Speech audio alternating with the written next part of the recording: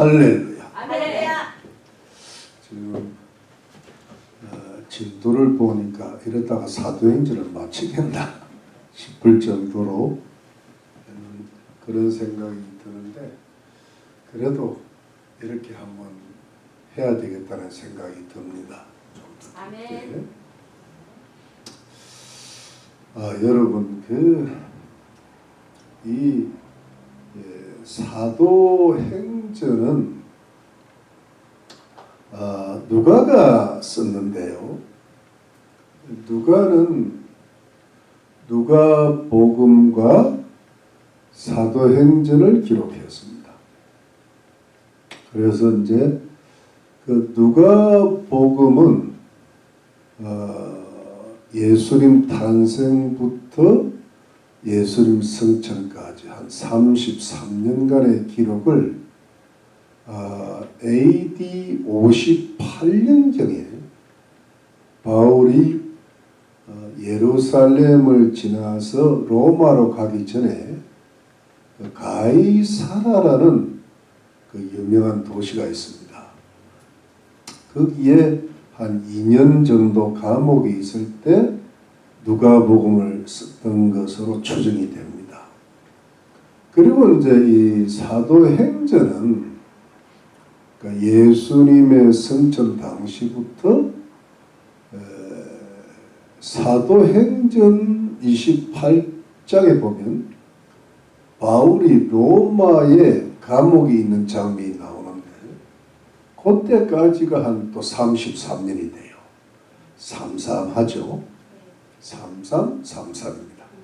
그 33년간의 기록을 그때 이제 AD 한 62년경이 되고, AD 한 64년경에 로마 황제 네로 때 요놈이 굉장히 나쁜 놈입니다. 정신병자기도 하고 폭군인데, 그때 아마 바울도 베드로도 순교한 걸로 돼 있고, 여러분 그 유명한 AD 70년에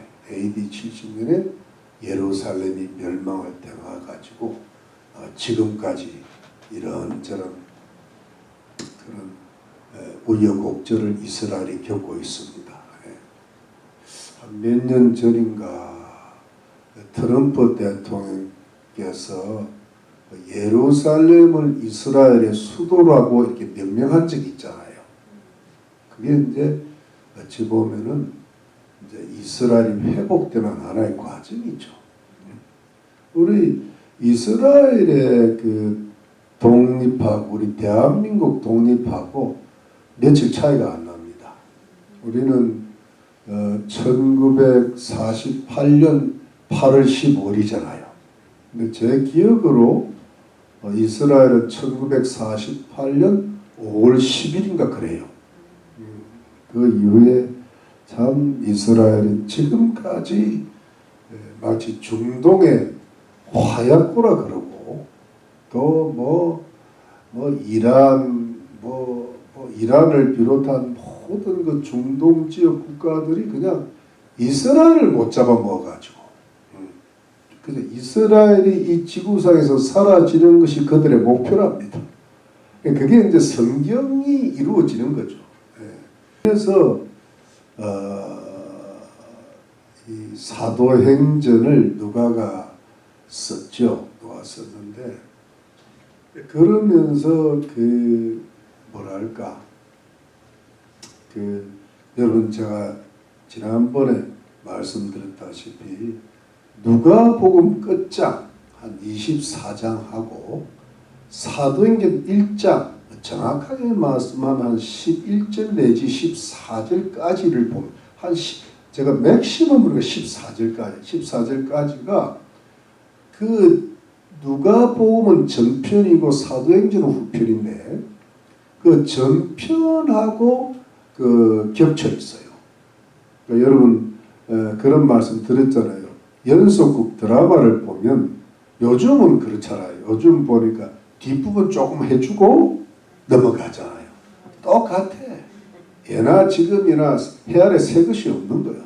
똑같은데 그래서 사도행전 1장 1절부터 한 11절 또는 14절까지 보면요. 누가복음 24의 끝부분을 요약을 했는데 어떤 거는 아주 짧게 요약을 해버리고 어떤 거는 좀 길게 요약을 합니다. 그래서 짧게 넘어가는 부분이 있고 길게 넘어가는 부분이 있어요. 길게 넘어가는 부분을 자세히 하고 짧게 넘어가면 너무 짧다는 느낌이 들고 이러면서 누구 마음이겠어요? 누가 마음이겠죠. 물론 이제 성령님의 인도하심이 이 성경을 기록했는데 그래서 여러분 이제 그런 어떤 지금 고기에 우리가 들어와 있고 누가복음 끝자락과 사도행전 첫자락에 들어와 있는 거예요. 그럼 이거는 누가복음입니까? 사도행전입니까? 사도행전. 누가복음도 되고 사도행전. 이게 여러분 잘 안 속네. 우리 성도님들 이제는 이제 머리가 똑똑하시고 하도 사는 걸 어렵게 살아가지고 이제는 막 착하면 착이고 그래가지고 이제 되는데 이 누가가요 참 내가 보니까 참 위대한 인물이야. 누가가 원래 헬라 단어가 루카스라 그러는데 이 누가가 그 신약 성경 27권 중에 2권을 썼는데 히브리서를 사도 바울이 썼지 않았다면 안 쓴 걸로 저는 추정이 되고 누가가 가장 많이 쓴 거 있죠. 누가를 한번 썼다 그러면 24장 내지 28장이고 바울은 워낙 감옥에 있다면 별로 쓸 틈이 없는 거야. 그러면 남 시켜서 뭐 만들고 불러줄 테니까 써라 이렇게 됩니다. 두기고 이제 두기고. 저는 참 이제 오늘 말씀의 말미에 그런 이야기를 조금 하겠지만 이 사람 이방인이거든요. 이방인이고 수리아 안디옥 출신인데 의사입니다. 의사인데 아마 안디옥에서 바울을 만나고 예수님을 믿은 것 같고 그러면서 바울의 1차를 빼놓고 2차, 3차부터 바울이 로마의 감옥 첫 번째 감옥 생활 말고 두 번째 감옥 생활 할 때까지 이 누가가 같이 있었고 아마 바울의 순교까지 있었던 걸로 보입니다. 누가만 나와 함께 있느니라. 누가만 그게 디모데 후서거든요. 디도서 그게 이제 바울의 맨 마지막 작품이 디모데 후서거든요. 거기 그런 이야기가 있어요. 누가가 끝까지 바울을 보좌했다 할까 동력했다 할까 동반자 복음의 동력자요 일평생의 동반자예요. 왜 동반자인가 하면 바울도 혼자 살았고 누가가 미혼이었다요. 미혼이가 쫓아다야지. 부인이 있으면 그냥 큰일 나지. 그리고 84세 때 죽었다는 어떤 전통이 있습니다. 그래서 하나님께서 이 이방인을 이렇게 충성스럽게 위대한 사도 바울과 함께 다니고 함께 도와주고 그의 임종까지 있었던 그 위대한 인물에게 하나님의 말씀인 성경을 가장 많이 기록하는 영광을 주신 줄로 저는 믿고 있습니다. 근데 그것이 유명한 유대인도 많고 하는데 이방인을 쓰신 거예요. 근데 이것도 이게 가만히 보면은 하나님 앞에 충성된 자는 유대인이든 이방인이든 뭐 부자든 가난한 자든 관계가 없어요. 하나님 앞에서는 진짜 공평한 것 같아요. 하나님이 좋으신 분이 왜 좋으신 분입니까? 편견이 없는 거예요. 부자라고 특별히 봐주는 것도 가난한 자라고 특별히 봐주는 거 없어요. 근데 하나님 앞에 똑같아. 남자, 여자, 애들 똑같아요. 블랙 가이나 뭐 화이트 맨이나 똑같아요. 그러니까 참 그런 걸 보면 우리가 하나님 앞에 올바로 살고 열심히 살고 잘 살면 하나님께서 반드시 갚아주시고 축복해 주시는 줄로 믿는 것입니다. 아멘. 자, 1절 봅니다. 1절을 보니까 데오빌로여. 여러분 데오빌로는 아시죠? 제가 자세히 안 하고 이 누가복음 이 수신자인데 이 사도행전을 받은 수신자인데 여러분 제가 지난주에 한번 이거를 누가복음 1장 3절에 보면 각하라는 말인데 그 각하는 영어로는 most excellent인데 이게 헬라어로는 크라티스토스라는 말을 써요. 크라티스토스인데 그 앞에 크라티스라는 말이 최상급이라는 뜻입니다. 그래서 아마도 여러분 제가 그랬잖아요. 로마의 고관 대작일 텐데 사도행전 24장을 보니까 아무래도 이 사람이 벨릭스 총독 같다. 왜냐면 벨릭스인데 이걸 자꾸 보내야 이 사람도 예수님 믿게 될 것 같고 바울도 좀 선대를 할 것 같아요. 가능성이 굉장히 높아요. 부인은 드루실라예요. 왔다 갔다 하는 사람 드루실라. 두루두루 다니는 사람인데 여러분 벨릭스 총독은요. 제가 이래 좀 찾아보니까 여러분 빌라도 총독 아시죠? 네. 예수님 당시에 빌라도 총독 다음에 한 1, 2, 3, 4 네 총독이 바뀌어요. 그 중에 한 사람은 헤롯 아그리파 1세 왕이었어요.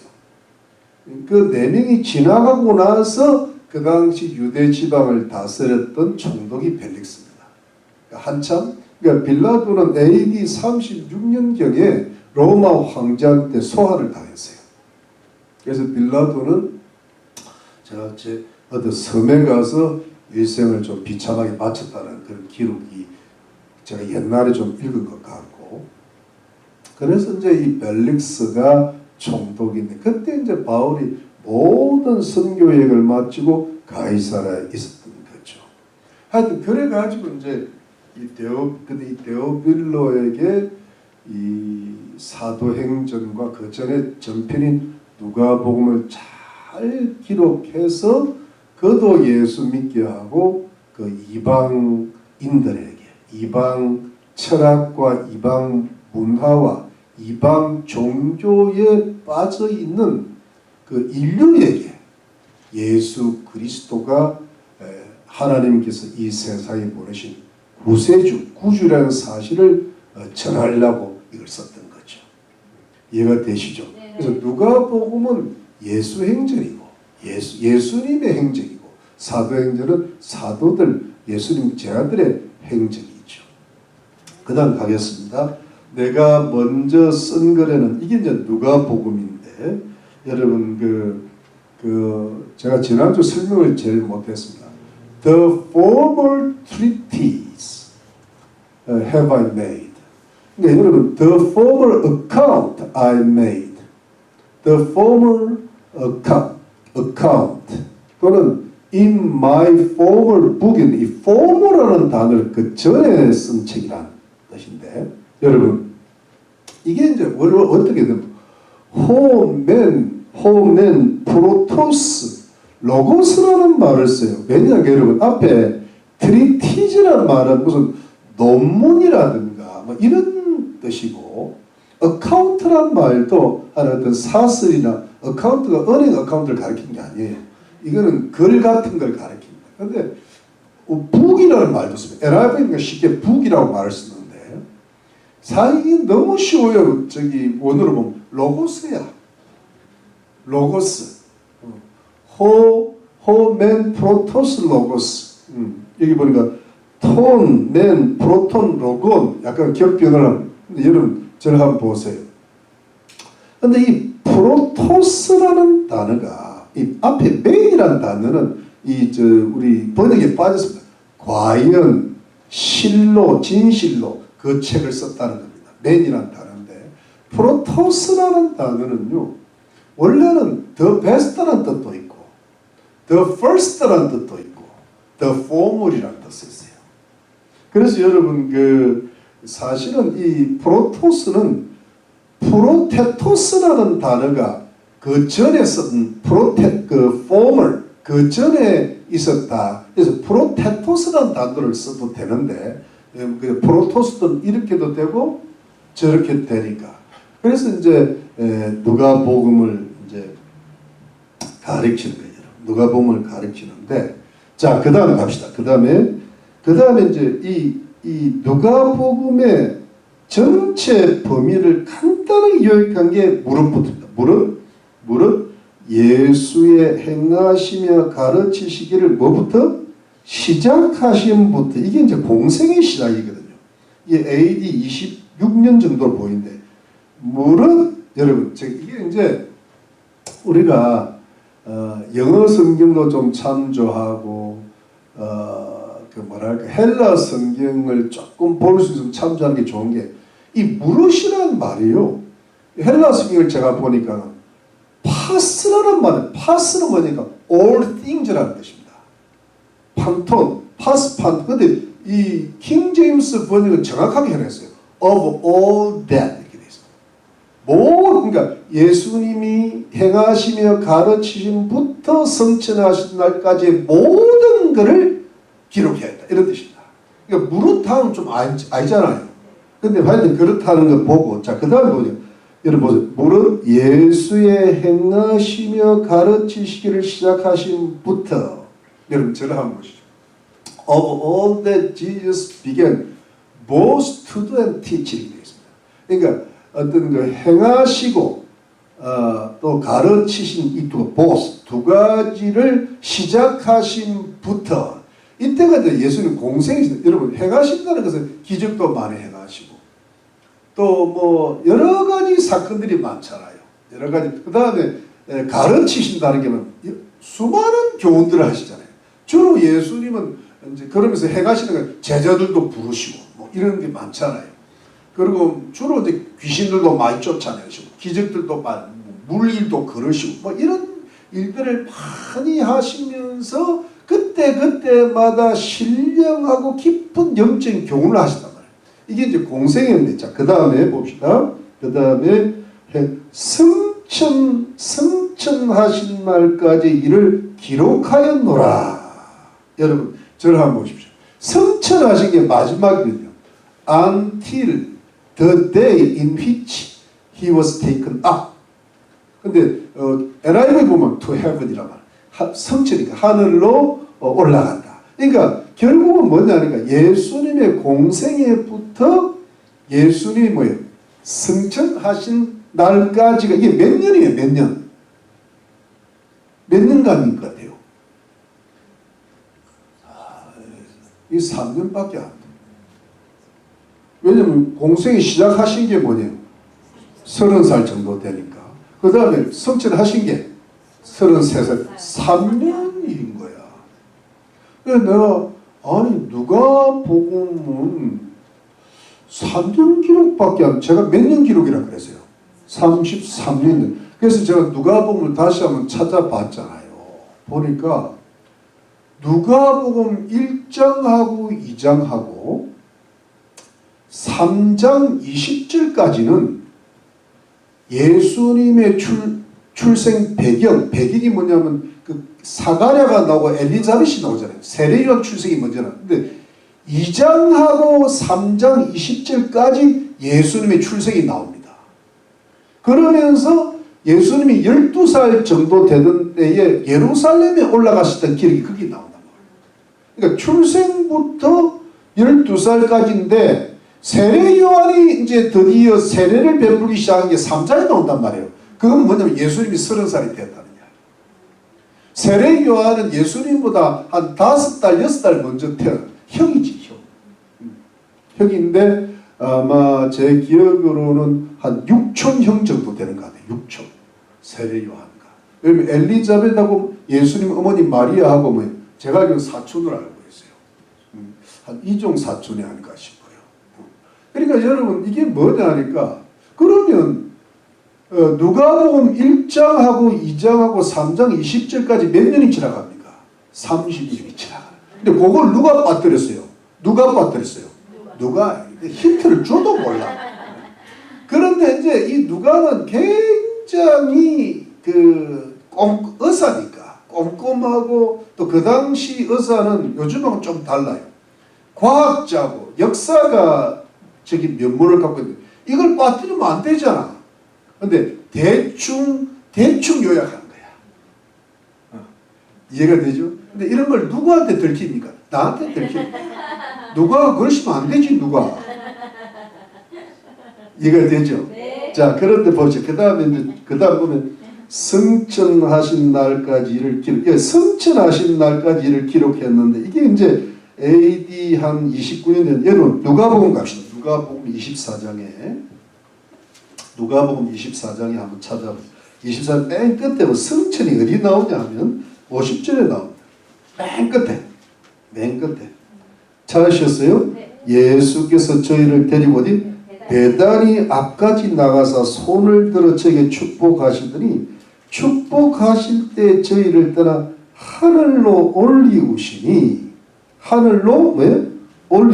저희가 그에게 경배하고 큰 기쁨으로 예루살렘에 돌아가 늘 성전에서 하나님을 찬송하니라. 맨 끝에 이제 성천이 나오는데 여러분 뭐랄까 하여튼 이렇게 해서 이제 예수님이 하늘에 오르사 하늘로 올라가시는데 여러분 다시 사도행전으로 들어오고 사도행전 2절에 보면 1장에 그의 택하신 사도들에게 올라가실 때 그의 택하신 사도들에게 성령으로 명하시고 나서 그 다음 뭐예요? 성천하신 날까지 이를 기록하니. 왜 제가 나서를 그러냐면 여러분 이렇게 되어 있습니다. after라는 단어가 들어가 있어요. After that he through the Holy Ghost, Holy Spirit had given commandments to the apostles whom he had chosen. 이렇게 되어 있습니다. 저 영어 되죠? 왜냐하면 외웠기 때문에 그래요. 여러분도 외우면 돼. 근데 저를 한번 보시죠. 그런데 우리가 조금 요 앞부분은 특히 좀 자세할 필요합니다. 여러분 보세요. 예수님이 성령을 통하여 택하신 사도에게 명하시고 나서 하늘로 올라갔단 말이에요. 그러니까 여러분 이 부분이 뭐냐니까 택하신 사도들은 주로 12사도잖아요. 맞죠? 네. 12사도 물론 그때 이제 가룟 유다가 빠지고 나중에 이제 마띠아가 들어갔죠. 이름이 좋아야 돼요. 맛이 좋으니까 들어간 거예요. 마시띠아. 그런데 여러분 물론 이제 12사도만은 아니었을 거예요. 왜냐하면 그 당시 기도하던 사람이 120문도가 되고 또 뭐 500여 형제가 나타났다는 말씀. 그게 뭐 예수님 어머니 마리아도 들어갔을 거고 예수님 동생들 뭐 야고보 유다도 들어갔을 거고 거기 마띠아가 거기 있었을 거고 또 요셉이라고 하는데 원래 유스드로고도 하고 바사바로는 나중에 마지막에 사도에 들어가지 못했대. 그런 사람도 있었을 거고 하여튼 많은 사람들이 거기 있었는데 거기에 예수님께서 성령으로 명하셨다는 할 때 여러분 이 명령은 뭐냐 하니까 여러분 누가복음 24장 갑시다. 누가복음 24장 다시 갑니다. 24장 자 46절에 24장 46절에 또 이르시되 이같이 그리스도가 고난을 받고 제3일에 죽은 자 가운데 살아날 것과 예수님 십자가와 부활이죠. 47절에 또 그의 이름으로 제3을 얻게 하는 회개가 예루살렘으로부터 시작하여 모든 족속에 전파될 것이라 기록되었으니 너희는 이 모든 일의 증인을 예수의 증인인데 볼지어다 내가 내 아버지 약속하신 때에게 보내리니 너희는 위로부터 능력을 입힐 때까지 이승에 유하라 하시니라. 요 부분을 가리키는 것 같아요. 여러분 이해가 되십니까? 네. 여러분 저를 따라오고 계십니까? 네. 그러니까 여러분 이게 보통 마가복음 16장에도 그런 기록이 있고 가장 좀 확실하게 기록된 게 마태복음 28장 18절부터 20절까지는 내가 세상 끝날 마지막까지 너희와 함께 하시리니 아버지와 아들과 이름으로 세례를 주고 제자 삼게 하라 그 말씀 나오잖아요. 그게 소위 말하면 지상 명령이거든요. 마지막 그 예수님이 성천하시기 전에 성령을 통하여서 명령을 이 지상 명령은 The Great Commission을 그래요. 예, 그래서 The Great Commission Fund가 대사명 기금이라고. 이 말씀을 통해서 이제 헌금을 내라는 이 말이지. 부흥사가 이렇게 하더라고요.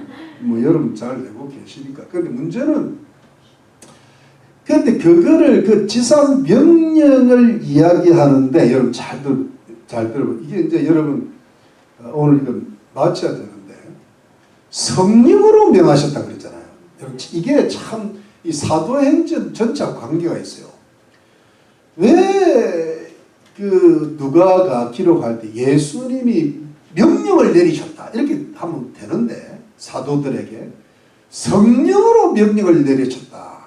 이걸 굳이 성령으로 through the Holy Spirit이란 말을 썼을까 할 때는 물론 성령을 통해서 하는 게 많죠. 그런데요. 특히 여러분 누가복음하고 사도행전은 성령 이어가 엄청 나옵니다. 그러니까 여러분 이 누가는 의사요 과학자요 지성인이다 보니까 자기가 착한 거는 기록 안 합니다. 우리는 뭐 대충 은혜 받으면 성령이 임했다 그러는데 누가 같은 사람은 절대 안 그럽니다. 이건 분명히 성령의 역사가 맞다. 그것만 기록하는 사람이에요. 자세하게 미루어 살핀 사람이니까. 그러니까 여러분 이 누가복음을 쓸 때도 그렇고 예를 들어서 바울이 움직이는 모든 성경이 이는 성령의 역사가 아니고는 뭔가 설명할 길이 없고 기록할 가치가 없다. 이렇게 되는 거거든요, 이게. 근데 이 누가가 의사라는 사람이요. 성령 이야기를 굉장히 많이 해놨습니다. 그래서 여러분, 그 복음서에 봐도, 물론 다른 복음서하고 겹치는 부분도 많지만, 예수님께서는 처음부터 끝까지 예수님은 하나님의 아들이심에도 불구하고 그리스도임에도 불구하고 오직 성령을 받아서 성령으로 행하고 마지막까지 성령으로 하나님 말씀을 명령했다. 이렇게 되어 있는 거예요. 여러분 그게 우리 누가복음 갑시다. 누가복음 3장에 보면은 자 3장 21절 누가복음 3장 21절에 보면은 자 찾으셨어요? 백성이 다 세례를 받을 때 예수도 세례를 받으시고 기도하실 때 하늘에 열리면 뭐가 임해요? 성령이 형체로 비둘기같이 그의 위에 강림하시더니 하늘 소리가 나기를 너는 내 사랑하는 아들 내가 너를 기뻐하는 성령이 비둘기같이 예수님한테 이제 공생이 시작하신 장면인데 그러면서 광야로 이제 그 다음에 이제 예수님 족보가 나오고 4장 1절에 예수께서 뭘 입어요? 성령의 충만함을 입어 요단강에서 돌아오서 광야 40도 성령에게 이끄시 예수님이 성령 충만하고 성령에 이끌리셨다는 말씀이 나오고 이제 그러면서 여러분 14절 자 14절 이제 광야 시험이 끝나고 나서 14절에 보니까 예수께서 뭐로 성령의 권능으로 갈릴리를 돌아가시니 그 소문이 사방에 퍼졌고 친히 여러 해당에서 가르치시며 무사람의 침술 이게 이제 실제적으로 공생의 사역을 이제 시작하시면서 16절에는 나사렛이라는 말이 나오는데 18절에 보면 18절에 주의 뭐가 임해요? 성령이 내게 임하시니 가난한 자에게 복음 전하게 내게 기름 부으셔 나를 보내 포로된 자의 자유를 눈먼 자에게 다시 보게 전파에 눌린 자에게 주의 은혜를 전파하게 하려 하시면 이게 이제 이 이사야서 61장 1절 말씀이 예수님께 이루어졌는데 자 31절에 나사렛 어디로 이제 그 이스라엘 가버나움으로 이제 이사를 하시는 거예요. 아시겠죠? 네. 그러면서 여러분 저를 보시죠. 이러면서 뭐냐 하니까 우리가 누가복음 10장도 갑시다. 누가복음 10장에 이왕 찾아본 김에 누가복음 10장에 보면 누가복음 10장에 어떤 말씀이 있는데 누가복음 10장에 제가 잘 찾지를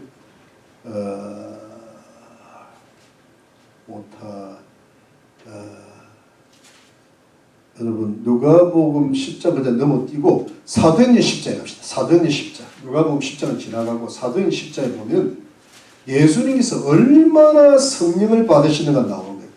10장 38절 찾으셨어요? 10장 38 찾으셨어요? 네. 하나님이 나사렛 예수에게 뭐예요? 성령과 능력을 뭐예요?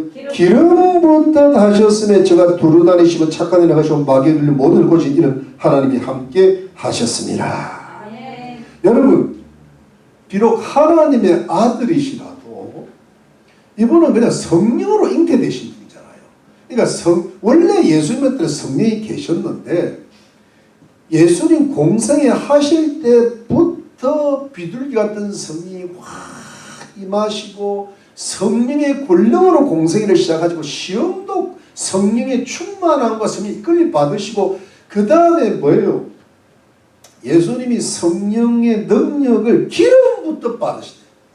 그러니까 예수님은 원래 성령으로 잉태되신 분인 불구하고 하나님 나라의 일을 하고 공생의 사역을 잘 감당하시기 위해서는 오직 뭐가 충만히 임하셨던 거예요? 성령입니다. 이게 누가복음과 다른 복음서의 기록인데 특히 누가는 성령을 그래서 여러분 심지어는 여러분 그 사도행전은 월 성령 이야기가 너무 많아가지고 이걸 사도행전이라 그러지 말고 성령행전이라고 해야 된다는 학자들이 많았어요. 근데 저는 반대입니다. 그러면 예수행전도 성령행전이라 그래야지. 왜냐하면 성령님의 특성상 성령님은 배후에서 일하셔. 앞에 나오시는 걸 좋아 안 하셔. 환하게 겸손하셔. 뒤에서 또 나의 등 뒤에서 도시지 앞에서 끌고 가시는 분은 예수님, 뒤에서 미시는 분은 성령님, 위에서 주관하시는 분은 하나님. 그렇죠. 그래서 성령님의 특성 앞서 나오는 걸 별로 좋아 안 하셔. 그래서 사도행전이 맞습니다. 맞죠? 네.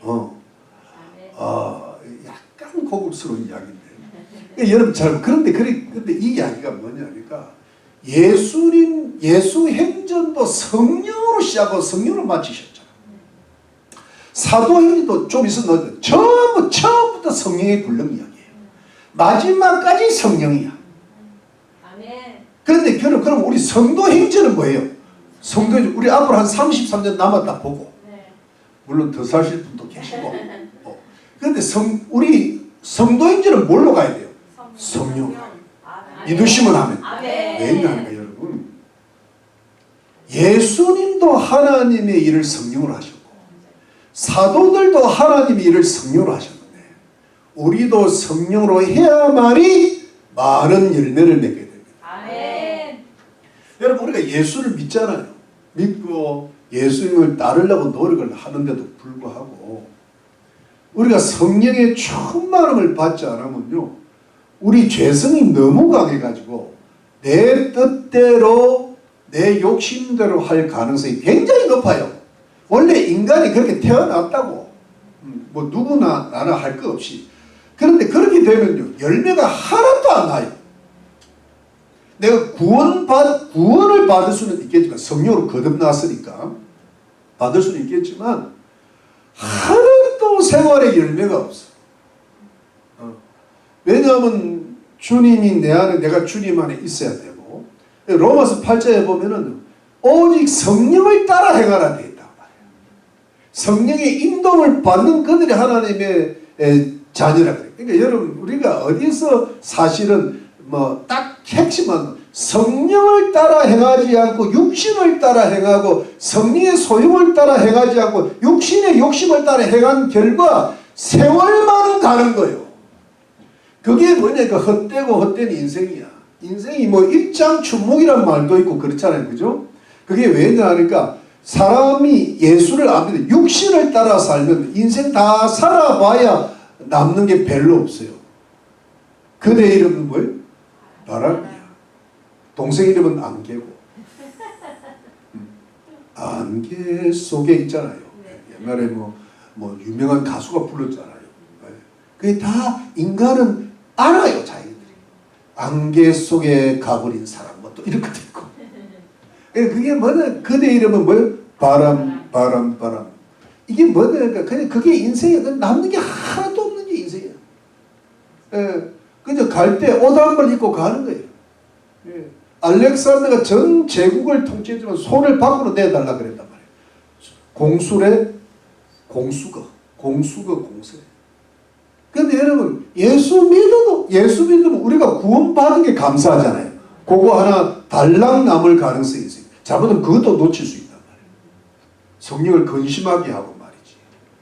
예를 들어 너무 죄를 많이 지으면 그렇기 때문에 중요한 건 뭐냐니까 여러분 우리가 지금 이 사도행전이면 우리가 뭐냐 성도행전 돼야 되잖아요. 성도행전 해가지고 우리 가족들도 구원하고 우리 이웃들도 구원하고 교회도 부흥시키고 하나님의 영광이 나타나서 오직 뭐예요? 성령을 따라 해가야 될 줄로 믿습니다. 그래서 하나는 성경, 하나는 뭐예요? 성경은 뼈대야, 뼈대. 성경 보면 자세히 뭐가 나와 있잖아요. 근데 성령은 살이야. 이렇게 생활 속에 있는 것은 성령의 기도. 예수님으로 기도하면 하나님 이걸 해야 됩니까? 말아야 됩니까? 근데 이걸 우리가 그냥 막 해버린다고. 그러다가 뭐냐니까 하나도 성령 행전이 안 돼. 열매가 안 나타나. 근데 심지어 여러분 선한 일도 성령을 따라 안 하면 소용이 없습니다. 선한 일도. 주님이 성령으로 시키는 일을 해야 열매가 나타납니다. 선하고 의로운 사람은 세상에 꽤 있어요. 예수 믿어도 선하고 의로운 사람이 있는데 그렇게만 해서 끝이 안 나. 거기에 반드시 뭐가 돼? 성령의 인도함을 따라 하나님의 나라와 의를 먼저 구해야 이 모든 것을 더하실 줄로 믿는 것입니다. 그래서 우리가 한평생 살아가면서 배우는 것은 이제는 내 뜻대로 살지 말고 내 욕심대로 살지 말고 오직 성령의 소욕을 따라 살아야 되겠구나. 이걸 깨닫는 과정이지 왜 살아봐야 남는 게 없는데 뭐 특히 예수 믿는 사람은 안 남아요. 왜? 하나님이 사랑하시니까 관리에 들어가 있는 거야. 너 구원 받으려고 그러면 관리에 들어가래. 여러분 우리는 다 누구 대상? 하나님의 관리 대상이야. 하나님의 어카운트에 들어가 있어. 근데 다른 사람은 관리를 안 해요. 이재명이 어찌 됐든 뭐 문재인이 어떻게 됐든 그들은 이제 끝장으로 가는 거야 이게. 이해가 되시죠? 네. 그래서 여러분 누가복음에서 성령을 강조했듯이 사도행전은 성령행전이라고까지 하듯이 우리 성도들의 앞으로의 모든 삶이 성령행전이 되시기를 예수님의 이름으로 축복합니다. 아멘이시죠? 이걸 놓치면 안 돼. 이걸 놓치면 다 놓쳐. 예수 믿고 나서 다 놓쳐요. 많은 열매를 맺어야 될 줄로 믿는 것입니다. 자, 그러면 그 다음에 우리 다시 사도행전 들어갑니다. 사도행전에 여러분 자 2절에 그의 택하신 사도들에게 무릇 1절에 무릇 예수의 행하시며 가르치기를 시작하신부터 그의 택하신 사도들에게 성령으로 명하시고 그 다음에 어떻게 됐어요? 성천하신 날까지를 기록하였노라. 여러분 제가 사실은 이 정도 돼가지고 3절로 넘어가려고 그러는데 별로 넘어갈 마음이 없는 거 있죠. 그래서 제가 왜 이렇게 될까 해보니까 여러분 이렇게 됩니다. 누가복음을 끝내기가 너무 아쉬워. 그래서 요 말씀만 잠깐 드리고 마칠까 합니다. 여러분 이 누가복음은요. 여러분 누가복음 전체가 24장이잖아요. 구조가. 잘 보세요.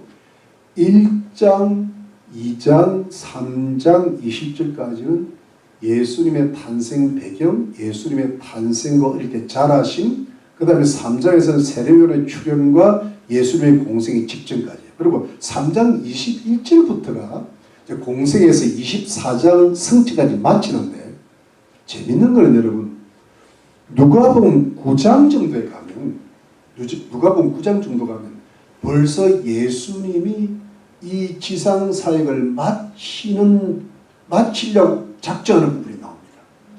그러니까 그게 뭐냐면 예루살렘으로 올라가기를 결심하시고 이 말씀은 예루살렘에 몇 번 왔다 갔다 하시는 그 뜻이 아니고 예루살렘에 가셔서 거기서 죽으시고 부활하시고 승천하시겠다 그 이야기거든요.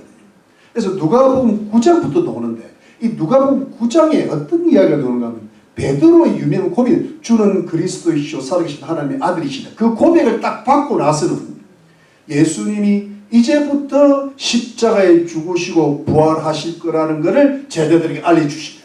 거제들은 절대 그 이야기 안 하죠. 왜? 도망갈까 봐. 내가 만일에 목사 생활이 이럴 거라고 미리 알려줘서 내가 목사 택했어야 되냐. 이제 중간 넘어가니까 돌아가기는 그렇고 이제는 가지 않으면 안 될 때 같으니까 이 십자가 뭔지 가르쳐 주시네. 주님이요 보통 밀당하시는 게 아니야. 뒤끝도 있으시고. 그런데 여러분 왜 우리를 아시는 거야. 그러지 않으면 뭐 우리 수준에 맞춰서 끌고 가시는 거예요. 네, 맞춤복입니다. 기성복이 아니고. 근데 여러분 재밌는 게 누가복음 24장 중에 누가복음 9장부터 벌써 예루살렘으로 들어가실 생각을 하고 계신데 이게 어찌 보면은 복음서 예를 들어 마태복음 경우도요. 마태복음 28장까지 있는데 벌써 16장에 그 이야기가 있어요. 주는 그리스도이시오 살아계신 하나님. 그러면서 예수님이 십자가에 죽으신다는 이야기를 그때 하잖아요. 사흘 만에 부활. 그 다음에 요한복음도 보면 요한복음도 더해요. 요한복음은 21장으로 마시는데 13장에 벌써 뭐냐면 예수님의 그 마지막 일주일이 들어가 있어요. 13장부터. 그러니까 뭐냐니까 예수님의 관심은 어디에 있다는 거예요. 예루살렘에서 십자가에서 죽으시고 부활하시고 승천하시는데 다 몰려 있는 거예요. 나머지는 뭐냐 그걸 하기 위한 요즘 말로 하면 전초전이고 뭐예요. 밑밥을 확 까시는 거지. 이해가 되시죠? 그래가지고 여러분 누가복음 전체 구조가 딱 이래요. 여러분. 그래서 항상 뭐냐니까 그래서 여러분 아까 제가 그 이야기 했잖아요.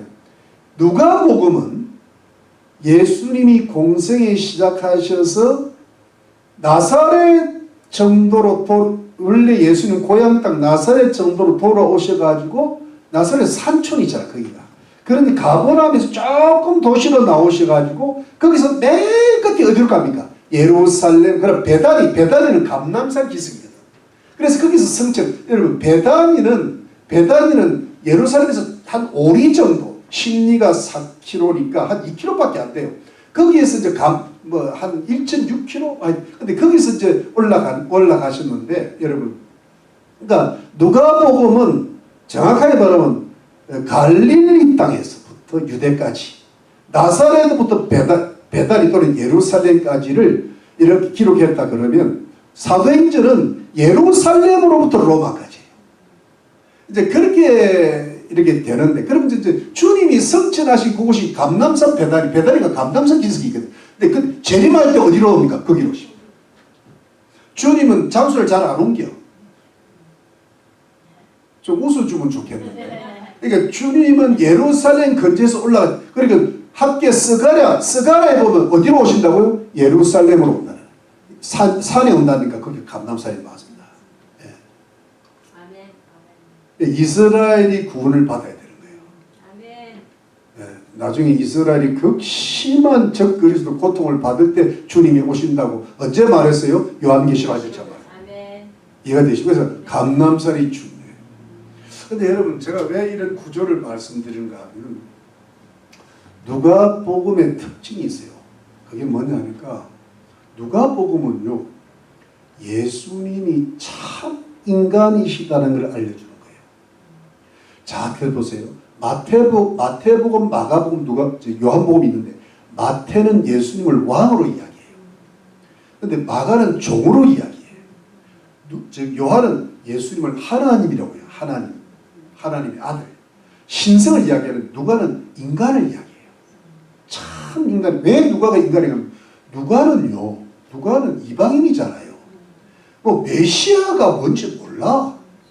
그리고 뭐 종로로 하면 이 복음이 전파가 안 돼. 마가는 근데 하나님의 신성을 이야기하기에는 아직은 좀 뭐랄까 이 복음이 잘 전파가 안 될 것 같아. 이게 요한도 유대인이잖아요.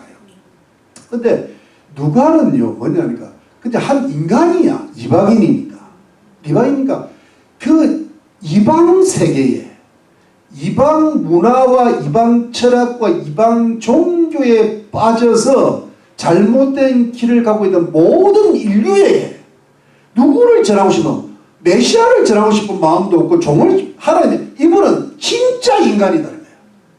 보통 우리는 뭘 보니까 진짜 백이 인간을 원하거든. 그러니까 예수님은 참 인자시다. 참 인간이시다. 완전한 인간이시다. 그러니까 뭐냐면 예수님은 이 세상의 구주이시면서 완전한 인간이시다. 이걸 가르치고 싶은 거예요. 제 말 무슨 뜻인지. 네. 여러분 이게 뭐 그래서 누가복음과 마태복음에 족보, 마태복음 1장에 족보가 있는데 누가복음 3장에 족보가 있는데 마태복음의 족보는 아브라함에서 끝나요. 아브라함과 다윗에서 아브라함이 이스라엘 조상이잖아요. 근데 누가는 거기서 안 끝나. 아브라함 위가 뭐 데라고 올라가요. 쭉 올라서 노아를 거쳐 우리가 아담까지 갑니다. 근데 아담에서 끝나는 게 아니야. 아담이 인간이잖아. 인류인데 아담 그 위에 하나님이시다. 그러니까 인류의 아버지가 누구라는 거예요? 하나님 아버지라는 거야. 아버지 나는 이걸로 대신하는 거야. 내가. 그러니까 이 인간의 원래 조상 아버지 중에 아버지는 누구라는 거예요? 아담인데 그 아담을 창조하신 분은 진짜 하나님 아버지. 우리들의 진짜 아버지는 우리를 창조하신 분이니까 그분은 하나님이라는 거예요. 그러니까 아버지들이 하나님을 닮아야 그 가정이 잘 돼요. 아시겠죠? 그런데 이걸로 아버지 나라의 메시지를 마치고 그러니까 여러분 뭐냐니까 유대인의 한계를 넘어가는 거예요. 그래서 뭐냐면 그 당시 헬라 세계가 이제 세상이니까 전체 인류를 대상으로 잘못된 철학, 잘못된 종교, 잘못된 예를 들면 우리로 말하면 불교, 뭐랄까 도교, 유교, 또 마르크스주의, 온갖 세상 종교와 세상 이데올로기, 세상 사상들과 잘못된 것 마치 가나안 땅처럼 잘못된 이런 습관들이 난무하는 곳에 우리는 유대인이 아니잖아요. 그게 뭐냐면 참 인간이신 분이 이 세상에 오셨는데 그분이 이 세상의 구주이시고 진짜 인간으로 이 세상에 오신 분이다. 그래서 그 역사적 진실을 보통 보편적 메시지로 보편적 인류에게 전하고 싶었던 것이 누가복음이에요. 그래서 누가복음은요 굉장히 인간적입니다. 영어로 humane, human이요. humanity. 굉장히 인간적인. 물론 여러분 예수님은 십자가에 죽으시고 부활하시고 승천이 다 기록되어 있어. 그분은 이 세상 우리 영혼을 구원하신 그 기본적인 공통적인 메시지는 마태나 마가나 요한이랑 똑같아요. 쭉 기본적인 메시지가 있는데 그 중에서 특별히 강조하는 것은 예수님은 진짜 인간적이고 인간적인 인성을 가지신 분이에요. 신성을 가지신 분은 요한복음 하나님의 아들이고. 그래서 여러분 제가 요한계시록 할 때 잠깐 말씀드린지 모르지만 요한계시록에 네 생물이 나오는데 네 생물이 이 사박이 하나는 사자고 하나는 독수리고 하나는 송아지고 하나는 인간이 나온대요. 그때 이 사자는 왕이니까 마태복음을 가리키고 그 종은 송아지는 종로로다니까 마가복음을 가리키고 독수리는 요한복음 하나님이 그 다음 사람이 나오잖아요. 그 사람이 누가복음을 가리킨다는 교부들의 그 해석이 있었어요. 이해가 되시죠? 네. 그래서 어떤 완전한 휴머니티를 가지신 분이다. 근데 여러분 예로 여러분 보면요. 누가복음을 제가 한번 전체를 한번 훑어본 거예요. 보니까 누가복음 4장에 보면 여러분 이 누가는요 유대인들한테 별로 관심이 없고요. 부자들이나 똑똑한 사람한테 별로 관심이 없어요. 주로 이방인들이나 사마리아인 그 당시 사람 취급 못 받았잖아요. 근데 예를 들어 누가복음 4장은 이방 물론 이거는 다른 데도 나옵니다. 이방인 백부장의 믿음이 컸는데 여러분 저희 조금 집중하세요. 얼마 하는데 뭐냐니까 나는 이스라엘 중에서도 이만한 믿음을 못 봤다. 이거는 유대인을 까버리는 거야. 누가 깠다고? 누가? 여러분 제 말을 좀 이해하고 들으세요. 유대인을 무시한 게 아니라 유대인을 제끼버린 거야. 그래서 이스라엘 중에서도 이만한 믿음을 못 봤다. 그런데요 똑같은 누가복음 4장에 내가 유대인들이 제끼다는 말입니다. 그 예수님이 누가복음 4장에 나사렛에서부터 복음을 전하실 때 나사렛에서부터 예수님 배척을 받은 거야. 저 목수의 아들 우리 다 죽이면 뭐 한다고 저러냐 하니까 예수님이 그들의 믿음이 없는 것을 책망하시면서 뭐냐니까 세상에 옛날에 엘리야 때 시돈 땅에 사렙다 가부가 있었는데 이스라엘의 가부가 많았는데 딱 나중에 읽으면 이스라엘의 많은 가부 중에 엘리야가 찾아간 게 저 북쪽의 시돈 땅, 저 북쪽의 시돈 땅 사렙다 가부뿐이었더라. 뿐 땅, 뿐. 그러니까 이방 과부라도 이방 가부만 엘리야 가서 기적을 해갔다는 거예요. 그러니까 누가는 누굴 좋아해? 이방 과부를 좋아하는 거야. 그 다음에 문둥병자들, 이스라엘에 많은 문둥병들이었는데 이 문둥병자를 엘리사가 고쳐준 것은 저 수리아의 문둥병자 나만 뿐이었더라.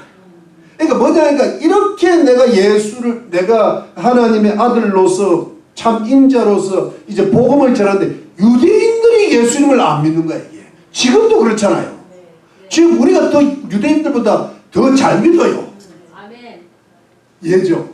우리 한국 사람, 미국 사람 얼마나 잘 믿어. 아프리카 사람 미친다고. 근데 유대인들만 엉망이십니다. 물론 훌륭한 유대인들, 메시아닉 주라 그래가지고 크리스천 유대인들이 뜨겁습니다. 그들은. 깨닫는 사람은 뜨겁습니다. 그러니까 여러분 거기서 자꾸 이방인 이야기를 하는 거예요. 이방인 가부뿐, 이방인 문둥자뿐. 그 다음에 여러분 보면은 선한 사마리안 이야기는 누가복음밖에 안 나오는 거예요. 아까 전에 가부도 그렇고. 왜냐하면 선한 사마리아인이 이웃 강도 만난 사람들 자비를 베풀었잖아요. 거기만 딱 나와. 딴 데 안 나와요. 또 사마리아 문둥병 10명 중에 한 명이 예수님한테 와서 감사하는 사람은 그게 사마리아 출신이야. 다른 유대인들을 9명은 다 유대인 문둥병자도 유대인이 있고, 근데 사마리아 문둥병자만 와서 예수님 앞에 감사도 해갖고 그가 영혼 구원까지 받는 거예요. 그러니까 그 당시 개 취급받고 사람 취급을 못 받았던 사마리아인들을 높이는 거예요. 그 다음에 여러분 그 당시에 주로 천대받던 사람들이 여자들과 아이인데, 여자들 이름은 안나 선지자 있잖아요. 가보된 지 84년대 안나 선지자, 안나 이야기는 누가복음밖에 안 나옵니다. 엘리자벳 애기 못 낳았던 세례요한 어머니도 여기밖에 안 나옵니다. 그 다음에 물론 예수님 어머니 마리아 이야기가 나사렛 동총내에 참 비천한 계집이라는 말은 비천한 누가복음밖에 안 나요. 그 다음에 여러분 특히 막달라 마리아가 누가복음 8장에 보면요, 귀신이 7개 들렸는데 예수님한테 쫓아내갖고 자기 여성교회 시장에서 요한나 수사나 다 모아가지고 여성교회를 만들어가지고 예수님이 뒷돈을 댔다는 거 아니에요. 그런 거 좀 만들어봐줘. 말을 하자면 그래.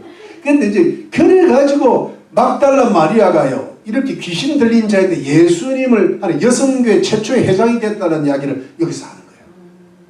그러면서 여러분 그게 어린 나이가 왔을 때 그 당시 어린 나이는 예수님 제자들이 나가라 애들은 가라 그래. 애들이 우리 옛날에도 그래. 근데 예수님 오셔서 기도해 주시고 축복해. 이 천국은 이 어린아이 같은 자. 그러니까 그 당시 좀 천대받던, 요즘은 너무 종기에서 문제지만 말세가 오니까 그래요. 그 당시는 뭐냐 하니까 막 완전히 여자는 사람이 아니야. 요즘은 남자가 아닌 가능성이 좀 높아서 페미니즘이라는 마르크스주의 천착이 돼가지고. 그 다음에 여러분 재밌는 게요, 멸시받던 자들 중에 여러분 보세요, 세리가 멸시를 받았잖아요. 매국노라고. 근데 여러분 그 세리 중에 겸손한 세리와 교만한 바리새인을 비교하는 것은 누가복음밖에 없어요. 세리는 너무 겸손해서 하나님이 그 기도를 받았어요. 바리새인은 유대인 중에 유대인이고 율법을 잘 지키는데 너무 교만한 사람이 안 받으시다. 그 다음에 여러분 유명한 세리장 부자 삭개오 이야기 있죠. 키가 조금 작아지고 어디가 뽕 하고 올라간 거야. 그래서 그 세리장 삭개오의 회개는 누가복음밖에 안 나와. 그러니까 뭐냐니까 굉장히 명시천대 받고 특히 세리장까지 되면 인간이 아니야. 그런데도 그 이야기를 해서 구원받은 이야기를 하잖아요. 그러면서 여러분 나인성 과부의 아들, 죽은 나인성 과부의 아들을 살려주는 건 누가복음밖에 안 나와요. 그리고 여러분 마지막 십자가에 간 거 너가 나와 함께 나와, 그것도 누가복음에 나와. 딴 데 겹치질 않아요. 물론 공통지인 그러면서 수많은 귀신 들린 자를 쫓아내시고 병자들의 병을 고쳐주시고 세리와 제일의 치부는 있게 하시면서 그러면서 뭐냐 하니까 예수님 제자들도 주로 보면요 똑똑한 사람 니고데모나 뭐 이런 사람은 주로 베드로 뭐 빌립 좀 이렇게 좀 모자라고 이런 사람 어부 있잖아요. 어부는 요즘은 굉장히 평범한 친구. 요즘은 우리는 뭐 농부지 농부. 그런 사람들을 불러가지고 제일 수제자로 만드시는 거예요. 물론 너무 수제자가 이게 좀 모자라니까 바울을 나중에 부르기는 하셨지만 주로 많이 부른 사람이 뭐예요? 바울. 하도 안 되니까 누가까지 부른 거야. 베드로는 쓸 게 별로 없어. 부흥사야 부흥사.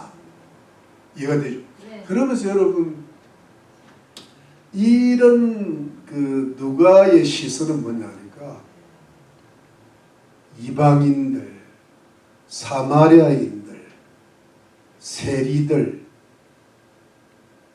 여자들, 아이들, 귀신 들고 병든 자들, 평범한 제자들까지를 다 사랑하시는. 그러니까 예수님은 온 세상의 구주이시면서 유대인을 넘어서 온 민족과 온 나라를 사랑하시고 특별히 소외된 계층들을 사랑하시는 참 인자, 인간성이 풍부한 예수님으로 거래되고 있습니다. 이게 누가복음. 여러분, 제가 왜 이 누가복음을 이해했겠지 하는가 하면 우리가 이제 한평생 예수님을 믿고 주님 나라 갈 때까지 앞으로 한 33년이나 66년을 살아야 되는데 하나는 성도 행전은요. 성도 행전 하나는 성령으로 살아야 돼요. 그러니까 뭐든지 이게 하나님 뜻이면 하고 하나님 뜻이 아니면 안 하고 그러면 성경도 읽고 기도해서 성령의 인도를 받아야 되거든. 그래야 많은 열매가 일어나는 거예요. 근데 또 하나가 있다면 참 인간적으로 살아야 돼요. 인간성이 뭐예요? 풍부하고. 그래서 여러분 우리 지금 이번에 그 잠실에 가서 뭐 올림픽이 올림픽 공원인가 거기 보니까요 뭐 수많은 사람들이 거기서 물질을 대고 봉사를 하는데 없는 게 없대요. 그런데 참 많은 교회들이나 주의 일꾼들 종들이 가가지고 그걸 봉사하는 거 있죠. 물질 보내. 그래서 이게 뭐냐면 나라를 사랑하고 백성들을 사랑하는 거야. 그러니까 그것이 근데 지금 교회가 그 일을 하는 교회들이 많지는 않단 말이에요. 그러니까 그게 뭐냐니까 참 그게 기독교라는 거는 뭐냐니까 믿음의 이 베드로후서 1장에 보면 1장 4절 믿음에서 시작해서 사랑으로 끝납니다. 근데 사랑 전의 단어가 뭐냐니까 사랑 전에 그러니까 형제 사랑이야. 그 형제 사랑은 교회 사랑이잖아요. 그 교회 사랑인데 그 다음에 사랑으로 끝나 이게 박해야 박해. 이해가 되십니까? 네. 그러니까 여러분 그러니까 우리가 뭐냐 하나는 오직 신령하게 성령을 따라 살아가야 되는 것이 첫 번째고 두 번째는 특별히 소외되고 어려운 자들에게 우리의 따뜻한 사랑을 베풀면서 우리가 어디까지 가야 되나? 박의 쪽까지 가야 우리 인생이 완성이 되는 거예요. 여러분 왜 제가 이야기를 하는가 하면 신령하다고 하는 사람들이 잘못하면요 인간에 대한 사랑을 놓쳐요. 그런데 인간에 대한 사랑을 강조하는 사람들은 자꾸 신령한 걸 놓쳐요. 그래서 하모니예요. 십자가라는 것은 하모니거든요. 왜냐하면 십자가는 위는 누구를 향하고 하는. 그 다음에 요거는 이웃을 향하는데 그래서 여러분 우리가 한 인간으로 태어나서 예수를 믿고 구원받은 은혜를 받고 그 다음에 천국에서 주님을 만나야 되는데 우리의 인생을 마지막 우리의 필그림 순례자의 길을 어떻게 완성하고 마쳐야 되는가 하면 지금부터는 좀 더 신령하고 좀 더 인간적이라 해야 돼요. 근데 신령을 잘못하면요 육신에 빠져요. 육신적인 크리스천들이 너무 많아. 지 뜻대로 살아. 그런데 인간성이 풍부한 걸 놓치면요 인간성이 메말라요. 그러면 이제 내가 이러면서 참 예수 믿는 게 힘들다. 그냥 신령하든지 아니면 풍부한 인간성이 있든지 하면 둘 중에 하나만 하라고 되는데 둘 다 하기가 너무 힘들다는 느낌이 들겠죠. 그런데 이것이 예수님입니다. 그래서 제가 가만히 보니까 그럼 이걸 어떻게 이룰 수 있을까 생각하고 하나는 뭐냐 하니까 하나님께는 헌신이야. 헌신. 그 다음에 인간들이 희생이에요. 가족을 위해 희생하고 이웃을 위해서 희생하는데 이것이 하모니를 이루는데 그러면 예를 들어 오늘 아까 말한 헌금도 주님 앞에 드리고 나면은 이거 되게 쓸 게 없잖아. 그런데도 써야 된다는 거예요. 그러니까 예를 들어 그렇다는 거예요. 그러니까 주님 앞에 할 거 다 하고 그 다음에 인간한테 베풀 거는 베풀어. 그러면 나한테 남는 게 없잖아. 그런데요 나는 그래 생각해요. 주님의 십자가를 사는 사람들은 자기 거를 너무 움켜쥐면 안 돼요. 그리고 자기를 너무 지나치게 생각하면 나를 완성시킬 수가 없어. 모든 것을 하나님이 뒷받침해 주실 줄 믿고 하나님에 대한 신령함은 하나님에 대한 사랑은 헌신으로 가고 인간에 대한 사랑은 희생으로 가서 이것이 모든 하나님의 은혜와 축복 속에 다 아름다운 결말을 맺을 줄로 믿고 내가 주님을 닮은 참 인간으로서 하나님의 아들 딸로서 순례자의 길을 마쳐야 되겠다. 이런 결심이 있으시면 좋겠습니다. 이렇게 내게 열려야 돼. 근데 제가 이렇게 해보니까 내가 정말 주님도 사랑하고 이웃도 사랑하면서 뭔가 좀 노력을 해보니까 이게 연결이 돼요. 길이 뭔가 보면서 이렇게 하면 주님께서 내가 내 삶을 완성시키시고 그 다음에 뭐냐 주님 앞에 만날 때 점도 없고 흠도 없고 티도 없고 책망 봐도 없는 자시고 내 삶을 끝까지 지켜주시고 내 모든 받을 축복을 사람들 자손들이나 친척들한테 베풀어 주시겠구나. 여러분 이게 왜 중요한가? 그래서 제가 누가복음을 한 겁니다. 우리가 어디 막혀 있으면 안 돼요. 하나는 뭘로 성령으로 해고 하나는 뭐예요? 사랑으로 행해야 돼요. 아멘. 그리고 나머지는 너무 걱정하지 마요. 아멘. 제가 무슨 뜻인지 아시겠어요? 네. 이게 누가복음이고 사도행전. 이게 우리가 완성돼가는 과정이에요. 근데 여기서 막히면 안 돼. 막히면요. 내가 왜 자꾸 이런 이야기를 하는가 하면은 이게 인간에게요. 우리가 내가 이래 보니까 그 사람에게 막힌 게 있어. 그게 죄라고도 하고 그게 저주야. 근데 그럴 때는 풀리지가 않습니다. 오늘 아버지 날이잖아요. 아버지 날인데 신령한 것만 생각하면 아버지를 안 사랑할 수 있어. 근데 사랑을 생각하면 오늘 가서 맛있는 것도 하고 신령하면서도 사랑을 많이 베풀어. 오늘 아버지가 때리면 무슨 말인지 알겠죠? 사랑을 좀 사랑이 부족해서 신령하지 못한 것도 있는 겁니다. 제 말 무슨 소리인지 아시겠어요? 네. 그래서 여러분 저는 이게 제가 말씀을 언제까지 전할지 모르겠어요. 그래서 이거 제가 지금 하는 말은 인생을 걸어 드리는 말씀이에요. 그렇기 때문에 진실하게 받으시고 실천하셔서 하나님 주신 많은 축복을 누리시기를 예수님 이름으로 축원합니다. 우리 기도하겠습니다.